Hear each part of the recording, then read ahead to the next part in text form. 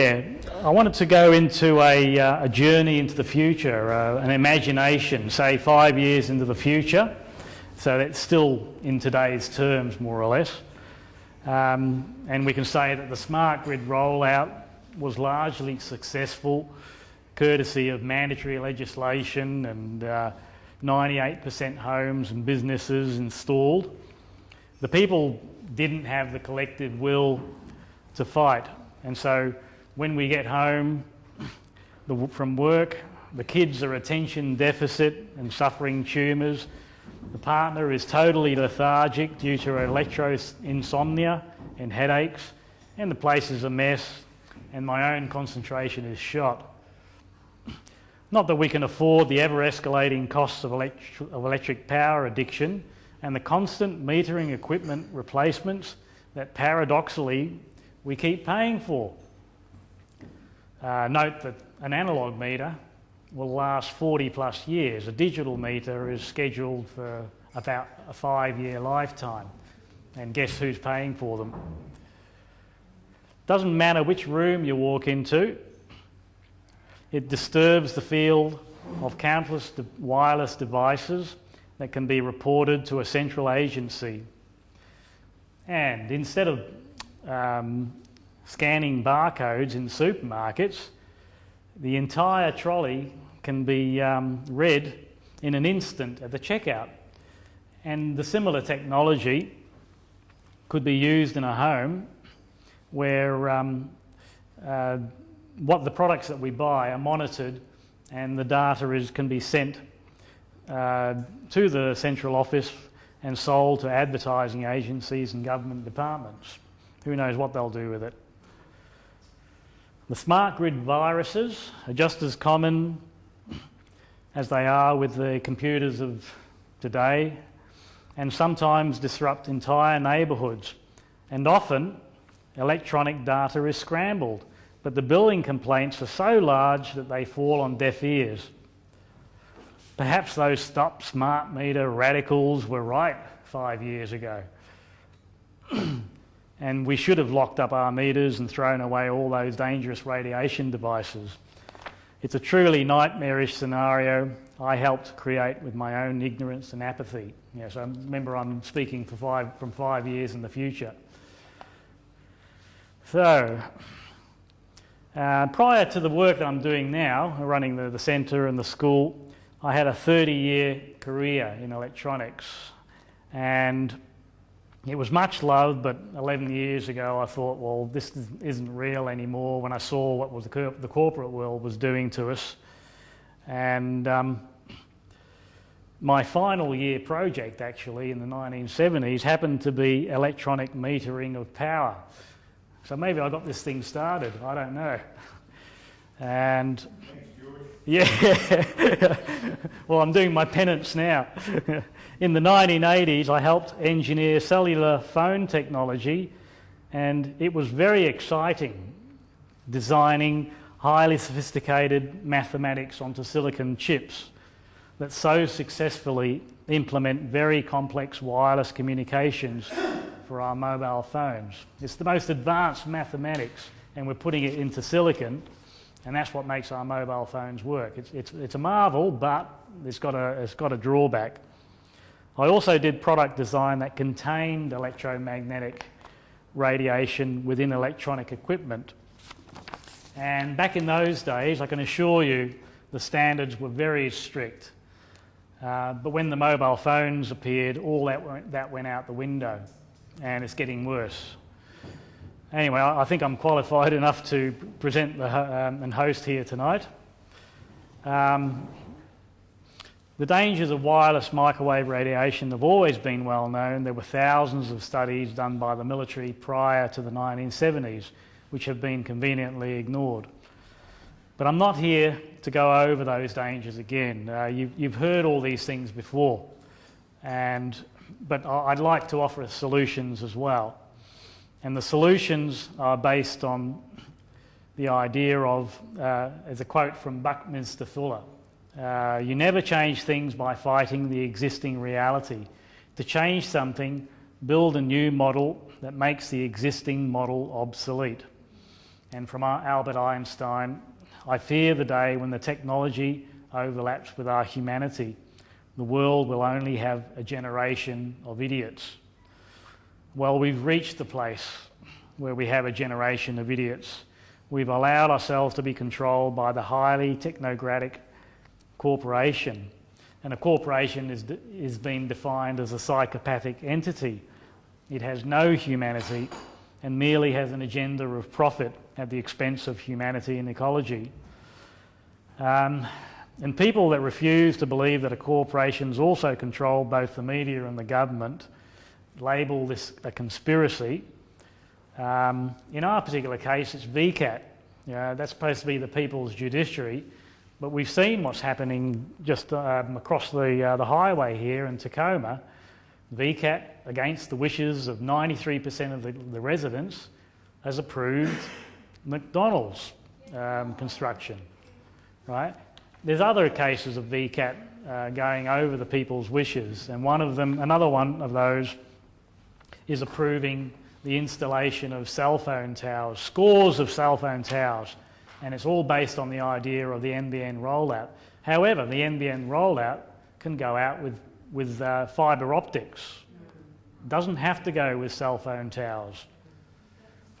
We're suspecting that the cell phone towers are being installed to make the smart grid work. All right?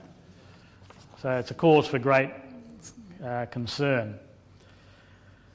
But I'd like to start the evening with a heretical statement, and I'll explain why before you shoot me or anything like that.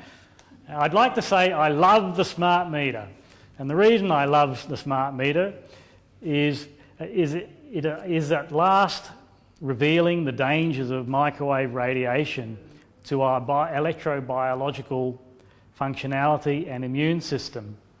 The cell phone towers and Wi-Fi and cordless phones are bad enough, but if we allow the intrusion of a smart grid, it's going to be a hell of a lot worse. I also love the smart meter for exposing the psychopathic motivation of corporations to make ever greater profits at our expense.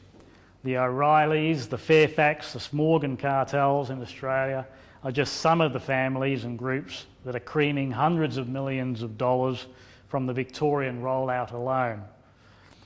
And that's been backed up by the best endeavour state government legislation that was conveniently in place as the spending spree took place. These individuals are already rich enough, and guess what? I want my money back. So let's try and be grateful for this catalyst and be assured of inevitable outcome. I want to be positive about this.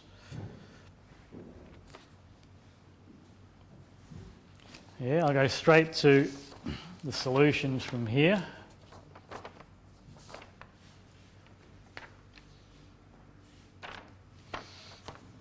Okay, the first one I'm putting up is non-compliance. Have a read of the Foothills article labelled "Turn Off My Mobile Phone," as they're at the front here, and the idea of that article is to say, well, do we really need to be accessible 24 hours a day and 7 days a week? Isn't the pace of life already insanely busy? And what I recommend is to spend just a few minutes a day on reflecting on what's truly important and see the triviality and illusion of all else. And I guarantee you will gain clarity of vision from your highest source. I'm also recommending that you watch the Wi-Fi in Schools video and access the Wi-Fi in Schools Australia.org website. There's some very good information there, and what I could ask for tonight after the movie is a task force that could visit schools and demand wired, not wireless classrooms. I can't do this alone, so if people are involved with schools already, please talk to us. But you're going to have to expect some resistance from the teachers. You know, they're part of the system. That's what I found in the local school here, actually. And it's not that difficult. Wiring a classroom is so simple. You get the children to do it. Okay, you don't have to pay somebody an enormous fee to do that. We could organise parent-teacher YouTube evenings, and there's plenty of fabulous titles to watch, and we can supply plenty of those titles. The question arises, the slide that I showed previously, is why are the EMR standards in Europe already 2 million times lower than in Australia? Part of that task force is to look up all the emails of all the Victorian schools, and we'll send them some sort of package to tell people, well, you know, to tell the schools to take some action on this. Otherwise, we're going to have to get the parents, get them angry. Look what it's doing to their children. Of course, it's a related issue to the smart meter. I've been going around with my little electrosensitive meter, measuring different bits of equipment. The smart meter goes off the scale on mine. So do the cordless phones. They're really bad. Some mobile phones, some are better than others. My mobile phone's probably the worst, so that's going to be a dinosaur, as well as the cordless phones. But some mobile phones are nowhere near as bad. You know, I don't know why. I'm going to be doing some more testing on that. You also need to learn to switch off Wi-Fi at both modem and computer, because most people don't even know it's on by default. Right? Yeah, don't buy smart grid ready appliances. They are already being legislated.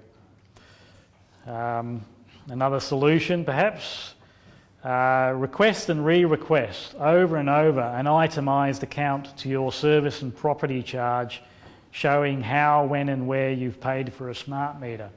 I received correspondence from SP AusNet saying everyone in Victoria has paid for the smart meter. So I wrote back to them, I said, well, thank you for letting me know I've paid for something I didn't consent to. Please send me the itemised bill, and if you can't show me the justification for me paying that, I want a refund.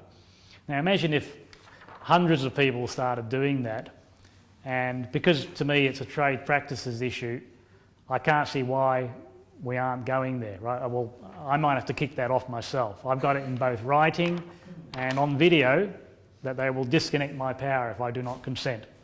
And I know there's other people in the room who've had the same experience.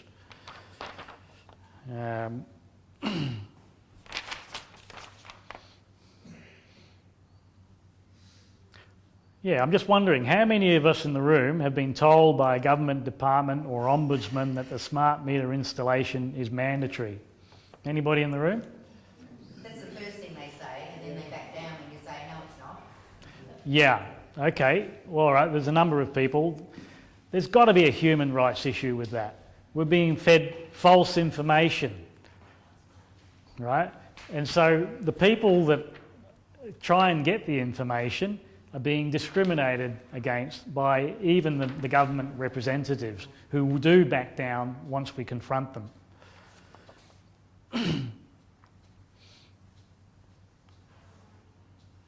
Yes, and the last solution I'll offer is from the electro-pollution website, which I flashed up there before. I'll read the quote. Deborah Davis, in her book Disconnect, explains that the most serious practical challenge to the cell phone industry comes from the world's large insurance companies, such as the Sterling Group of Lloyd's of London. Having been nearly wiped out when asbestos-related claims were settled in the early 1990s, insurance companies informed the cell phone industry that they will not be backed when radiation injury claims start pouring in, as they surely will. So I'd like to call upon another task force tonight, say after the movie, to visit, make appointments to insurance companies. I saw our local insurance broker. He said go to the insurance council with this information. Get in writing what they would do if a child was damaged by electropollution and a claim was made via public liability. And then take this to the schools and the local councils, who may be terrified that their public liability is null and void. Haven't we noticed that we can't seem to do anything public or otherwise anymore without public liability? Yeah, okay. So I think we'll get on with the show, and a lot of us have given donations already. The video isn't quite, the movie isn't quite complete from Canada, and they're asking for donations where you can get a free DVD. If you build up your donation to $50, they'll send you a DVD wherever you are. So we'll be asking for that after the show. Okay, so I think we can get on.